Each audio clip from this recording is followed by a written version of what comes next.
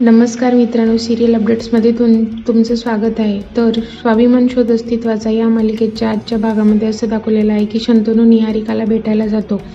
तो निहारिकाला म्हणतो की निहारिका हे काय हालत करून ठेवली आहे. निहारिका शंतनूला म्हणते की तुझी काय अपेक्षा आहे, मग मी खुश असावी अशी अपेक्षा आहे का? तू माझ्याशी असं का वागलं शंतनू? मी किती खुश होते एंगेजमेंटसाठी. तुला याची कल्पना तरी आहे का की माझी काय परिस्थिती झालेली आहे. नंतर शंतनू निहारिकाला समजावायला लागतो. त्यावेळेस निहारिका वेड्यासारखं वागते आणि म्हणते की शंतनू तुझं माझ्यावर अजूनही प्रेम आहे.